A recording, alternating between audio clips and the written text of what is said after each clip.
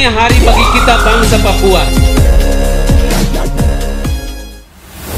Papua harus kembali pegang Injil itu saja. Harus ada waktu untuk kita bertobat. Orang Papua meninggal ada 4 faktor. Menunjang Bapak Ibu bergerak masuk ke kampung-kampung untuk mewartakan firman faith.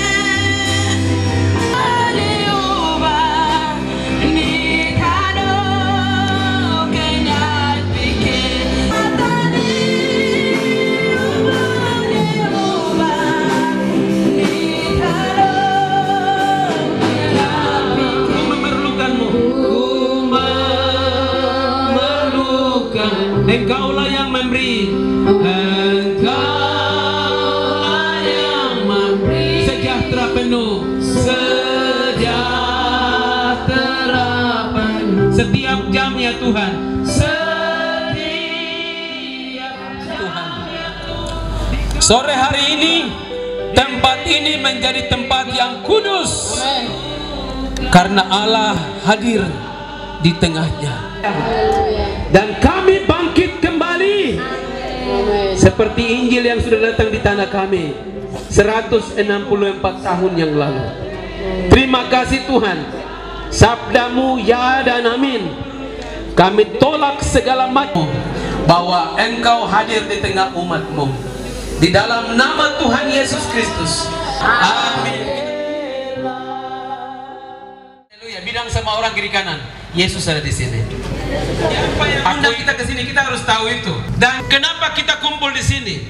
Kenapa tidak berhenti beribadah? Kenapa terus dari tiap pagi jam 9? Kenapa terus? Yang pertama, siapa yang undang kita ke sini? Ada apa dengan kita sampai kita diundang ke sini? Iyan itu, saya mau kita menggemakan suara ini. Sebab kalau kita dengar suara lain, kita tidak bisa bertumbuh. Kita dengar suara orang bicara, tidak bisa menumbuhkan apa-apa. Papua yang kaya raya ini, saya bangga sekali ketika mendengar dan membaca dari tulisan-tulisan bahwa belum lagi kita hitung kita punya misionaris yang mati terbunuh di tanah ini.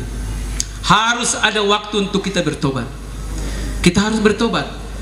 Sebab kita orang Papua harus kembali pegang Injil itu saja, dan kita harus bertobat. Itu penting. Nah, sekarang saya mau sampaikan, sekarang kita tanya, siapakah kita ini? Nah, itulah identitas kita. Orang lain pikir kita masih tinggal dalam kegelapan. Tidak. Injil datang membebaskan kita. Jadi kita harus bangkit untuk tahu siapa diri kita. Terpilih untuk menjadi berkat untuk dunia ini. Iblis datang mencuri, membunuh, membinasakan kita. Bilang sama orang di kanan, hati-hati dan pencuri itu. Ada apa dengan negeri kita? Pencuri-pencuri terlalu banyak masuk ke dalamnya. Pencuri itu iblis-iblis itu. Saya kasih tahu supaya jelas. Pencuri itu siapa? Iblis. Dari dulu dia curi damai sejahteranya Adam dan Hawa. Dia tipu sekali, penipu sekali.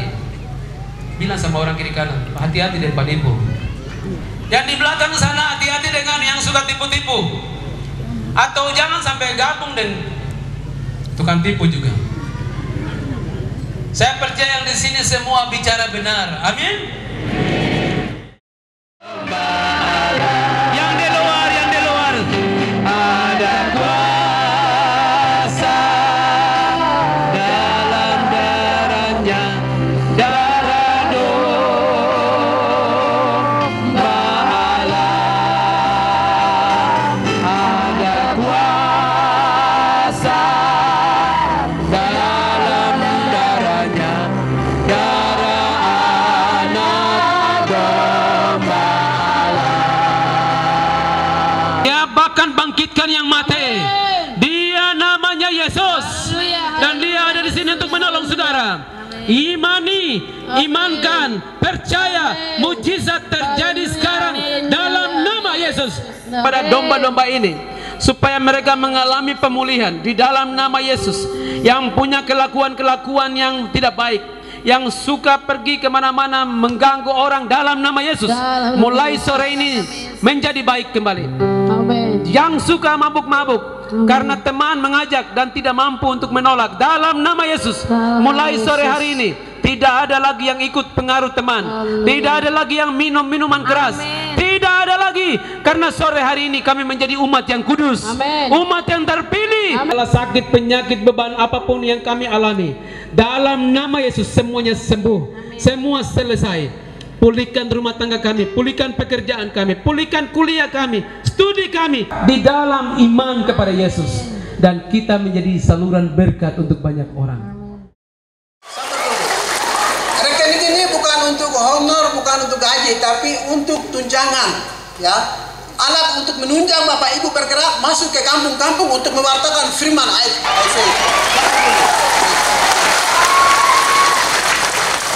Saya dengar tadi kemarin Bapak Gubernur datang, dia bisik saya, dia bilang jangan sabar karena uang ada parkir di bank, sebentar lagi akan masuk.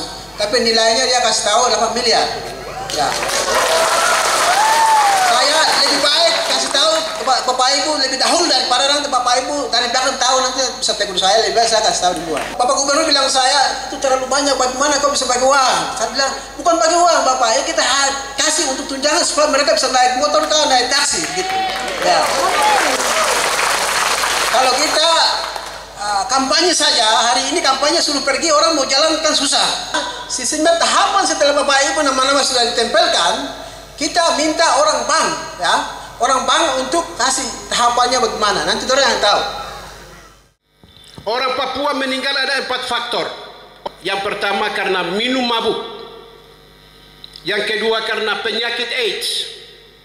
Yang ketiga karena tembak dan menembak. Ditembak dan menembak. Larang bukan larang saja dengan peraturan daerah Provinsi Papua nomor 15 tahun 2013. Pelarangan, larang, dilarang. Bukan mengatur, bukan mendistribusi, bukan. Makanya saya biasa baku lawan wali kota. Wali kota dia bicara masalah distribusi, pengaturan. Saya provinsi bicara larang, tidak boleh.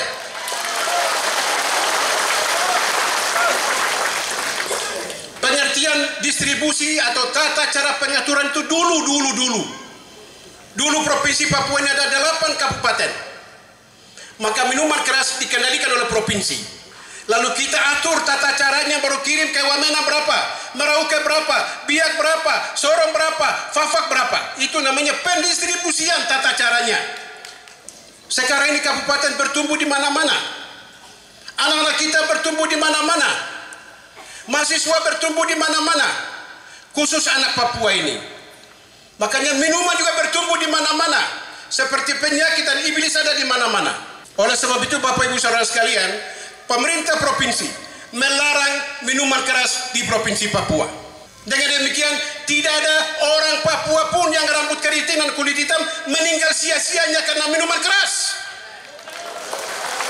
Tidak boleh. Dengan situasi yang berkembang hari ini, kondisi yang berkembang hari ini, secara Papua, secara nasional, orang Papua sekarang kamu sadar.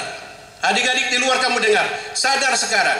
Membedakan yang mana baik dan membedakan mana yang buruk. Minuman keras dulu waktu 9 kabupaten itu, minuman keras yang bagus.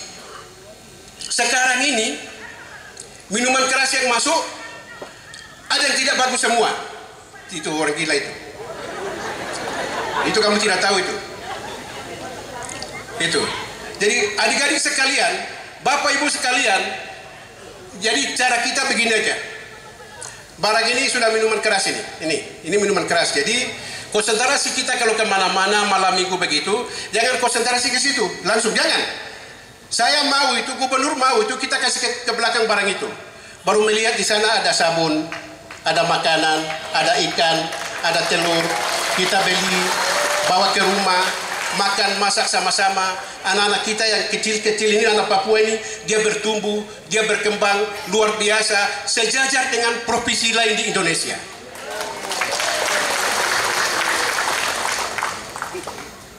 Kita terus bicara kebenaran, kejujuran. Pak Gubernur juga rasa berdosa, istri satu merasa berdosa. Kami di kantor Gubernur bicara jujur juga rasa salah-salah, ditekan, disiksa, diintimidasi habis-habisan.